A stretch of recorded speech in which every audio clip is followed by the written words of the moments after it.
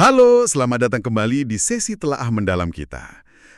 Hari ini nih kita punya topik komunikasi yang menarik banget. Hypnotic language pattern atau pola bahasa hipnotik.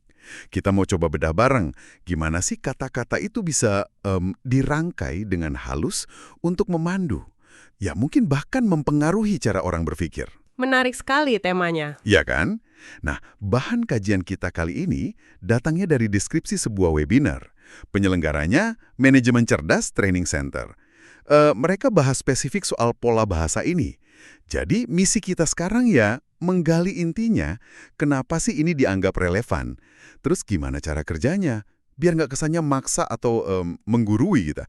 Oke deh, mari kita bongkar. Oke. Pernah nggak sih Anda ngerasa tiba-tiba aja klik gitu? Atau terbujuk sama omongan orang, tapi pas ditanya kenapa, bingung juga jelasinnya. Nah, itu dia. Mungkin ajar, iya kan? Tanpa sadar, ada pola bahasa tertentu yang lagi bekerja di situ. Itu poin yang bagus buat mulai.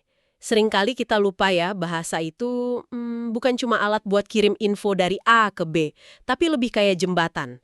Jembatan kompleks yang nyambungin pikiran, emosi, bahkan pengalaman bawah sadar antar kita.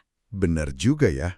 Dan Hypnotic Language Pattern atau HLP ini, akarnya itu ada di Milton Model. Milton Model. Iya, ini pendekatan komunikasi yang inspirasinya dari karya seorang hipnoterapis legendaris, Milton H. Erickson.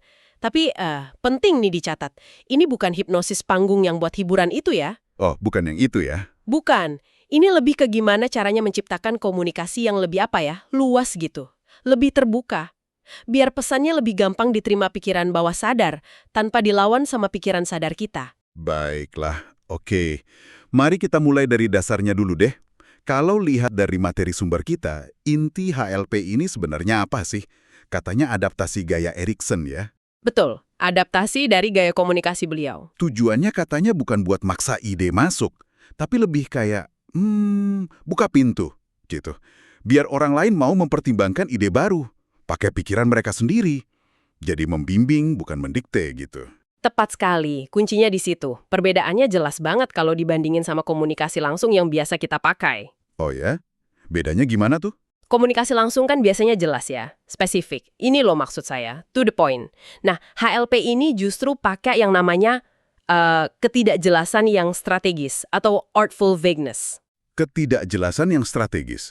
Kok malah nggak jelas? Nah, justru di situ uniknya, ketidakjelasan ini bukan berarti ngomong ngawur ya, tapi ini disengaja. Disengaja nggak jelas. Nah, ruang kosong ini secara otomatis akan diisi sama pendengar, pakai pengalaman mereka, keyakinan mereka, pemahaman mereka sendiri.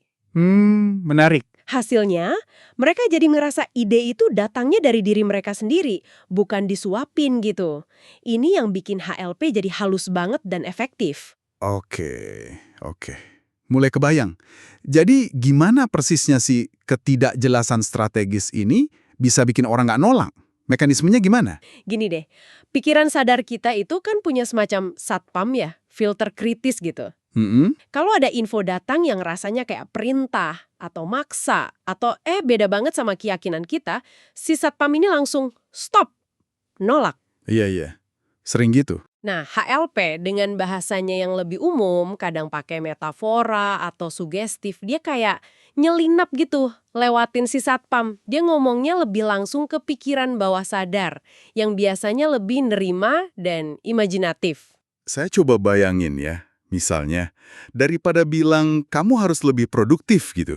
Nah, itu kan langsung perintah. Mungkin kalau pakai HLP, jadi kayak, coba bayangin deh, betapa menyenangkannya kalau Anda nemu ritme kerja yang pas buat diri Anda.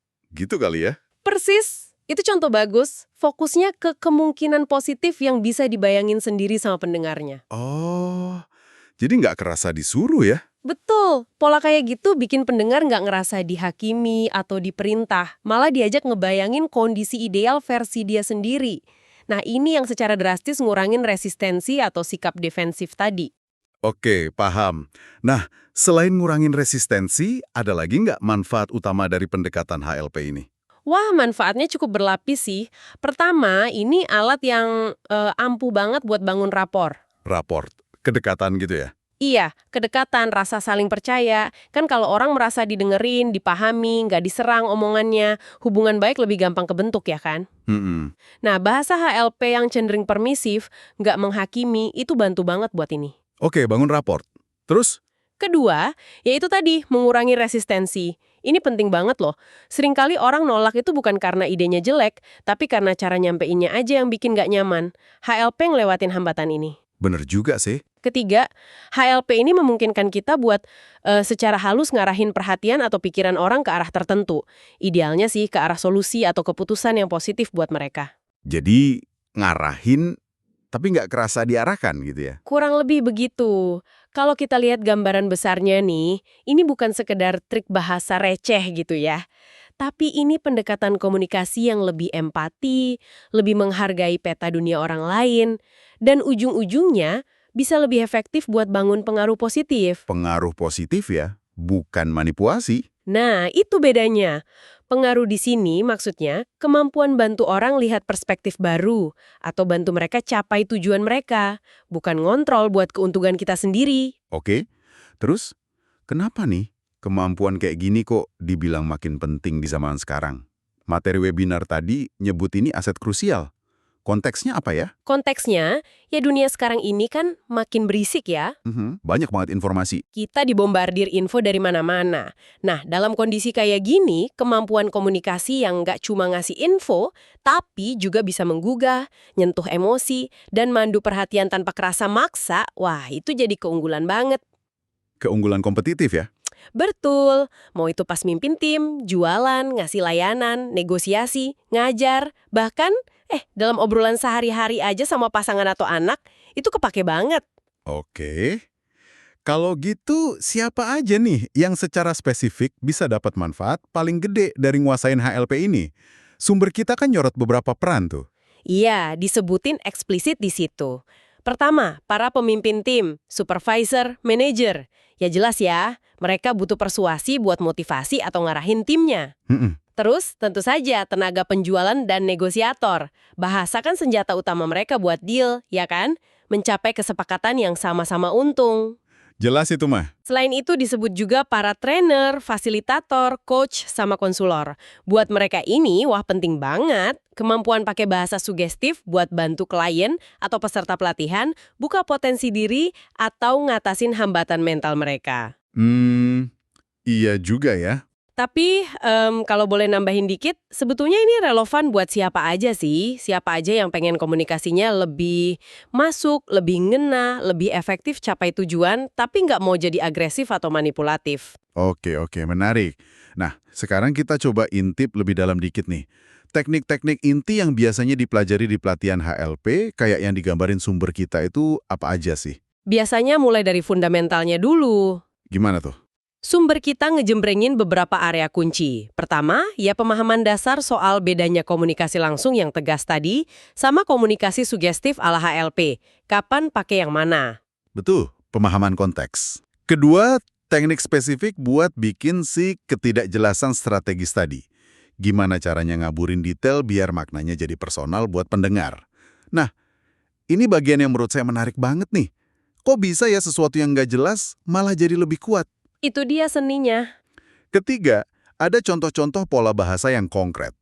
Pola-pola ini kayaknya dirancang buat tujuan spesifik. Misalnya ya buat bangun raport tadi, atau buat framing ulang masalah jadi peluang. Ya, ada pattern-patternnya. Keempat, ya pasti ada latihan praktisnya. Merangkai kalimat yang nggak cuma kedengaran halus, tapi emang beneran punya daya gugah dan bisa mengarahkan. Kayak ngeracik kata-kata gitu ya dengan presisi. Benar, dan proses belajarnya ini seringkali juga melibatkan pemahaman gimana kata-kata tertentu bisa micu asosiasi atau respons emosi yang beda di orang.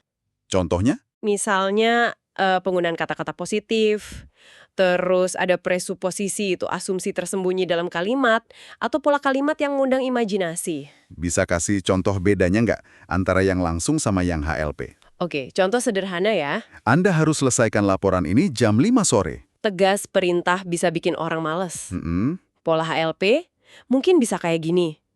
Saya penasaran deh, kira-kira langkah apa aja ya yang bisa kita ambil bareng biar laporan ini siap ngasih dampak maksimal di penghujung hari nanti? Oh, beda banget rasanya ya. Beda kan? Yang kedua ngajak mikir, fokus ke hasil positif, bahasanya lebih lembut, kolaboratif, gak kayak disuruh langsung. Terasa banget bedanya. Yang kedua lebih ngajak dan nggak ngancam. Nah, satu lagi nih, sumber kita juga nyebutin eksplisit soal prinsip etika dalam penggunaan bahasa persuasif. Gimana kita lihat ini? Nah, ini penting banget. Disebutinnya etika secara eksplisit, itu nunjukin ada kesadaran kalau HLP ini alat yang kuat. Kayak pisau bermata dua gitu ya? Persis, kayak alat kuat lainnya. Bisa dipakai buat baik, bisa juga sebaliknya. Materi pelatihan yang bagus, kayak yang tersirat di sumber kita ini, kayaknya nekenin banget penggunaan HLP buat tujuan konstruktif. Konstruktif tuh gimana maksudnya? Ya buat motivasi, bantu orang atasin keterbatasan, memfasilitasi pemahaman, buka kemungkinan baru. Pokoknya yang positif. Oke. Jadi, bahas etika di sini tuh bukan cuma formalitas, tapi bagian penting dari penguasaan HLP yang bertanggung jawab.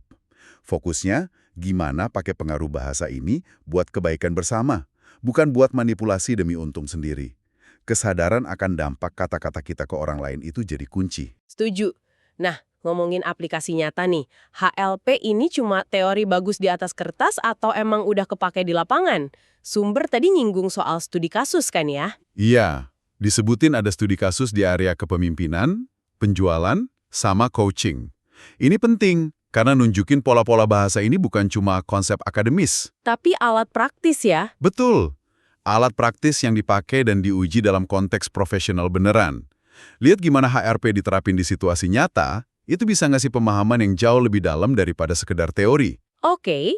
Terus gimana soal kredibilitas konsep ini? Paling nggak dari kacamata sumber yang kita pegang ini. Mereka kan nyebut nama trainernya, Syahrial. Kredibilitasnya, kalau lihat dari sumber ya, bisa dilihat dari dua sisi.